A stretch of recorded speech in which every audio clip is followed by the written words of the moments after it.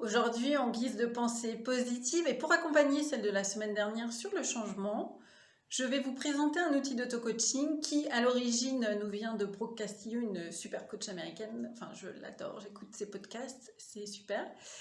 Et tout ça pour vous dire, oui, donc elle nous propose le modèle, qui est un outil vraiment très puissant pour prendre du recul et comprendre le lien et la différence qu'il peut y avoir entre des circonstances, des pensées, des émotions, les actions et donc les résultats aussi que l'on obtient. Puisque si on a envie de changement, c'est qu'on a envie de résultats différents. Donc c'est toujours quand même utile de savoir comment ça fonctionne pour savoir là où vraiment on a un pouvoir d'action. Et donc son outil est, comme je vous le disais, très simple puisqu'en fait il se présente comme ça. Donc le modèle, ça c'est le nom de l'outil. Et elle nous propose en fait de partir des faits, des circonstances, qui sont vraiment quelque chose de neutre à 100%. Ensuite, elle nous parle de nos pensées, qui sont en fait une sorte d'interprétation des circonstances. C'est vraiment la manière dont on perçoit les circonstances. Et donc là, on est totalement dans la subjectivité, dans le jugement, qu'il soit positif ou négatif. Et ensuite, en fonction donc des pensées qu'on va avoir, les actions qu'on va entreprendre ou qu'on a entreprises si on étudie quelque chose qu'on a déjà fait, seront complètement différentes.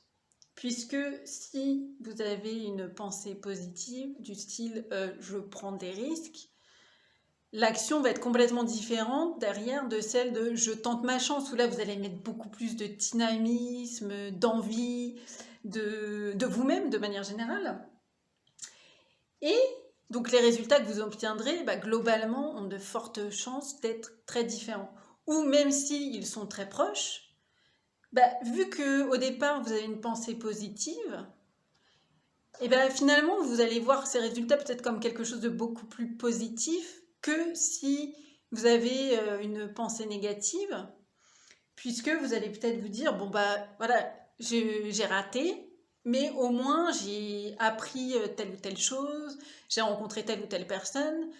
Alors que si vous êtes dans une pensée négative, vous allez juste vous dire, j'ai raté ma cible. Voilà, vous allez juste voir ça, et vous n'allez pas voir tous les points positifs qu'il peut y avoir dans ce que vous avez vécu et ce que vous avez obtenu.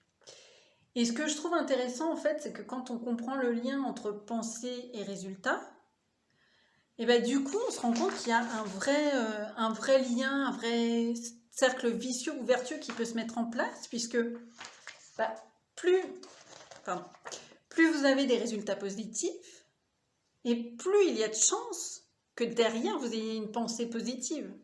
Donc si vous avez une pensée positive, comme on l'a vu, et que ça entraîne des résultats positifs, vous allez avoir encore plus de résultats positifs. À l'inverse, si votre résultat est négatif, ou que vous le voyez comme négatif,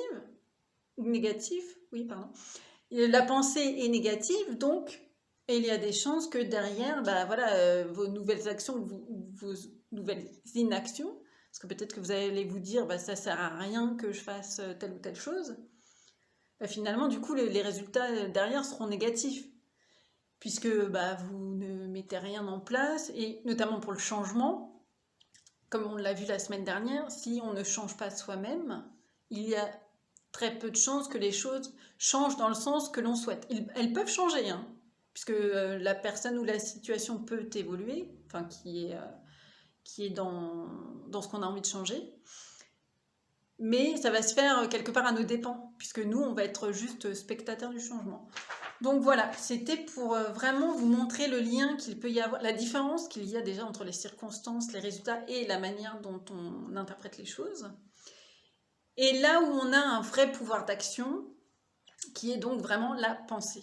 Et c'est pour ça aussi que la pensée positive, la psychologie positive de manière générale, est un vrai atout. Après, il est certain que c'est quelque chose qui prend du temps, parce que voilà, on a des habitudes de pensée qui, quelque part, deviennent des réflexes. Et forcément, un réflexe, pour le désamorcer, ça prend un peu de temps. Mais en tout cas, il y a vraiment quand même de vraies possibilités de changer à partir du moment où on travaille sur ses émotions et qu'on accepte de prendre le temps et de parfois peut-être ce soit un peu plus compliqué. Mais voilà, de manière générale, sur le moyen ou le long terme, on peut vraiment obtenir les résultats qu'on souhaite. Donc voilà, j'espère que cet outil vous aidera et je vous souhaite une très bonne journée. Merci, au revoir.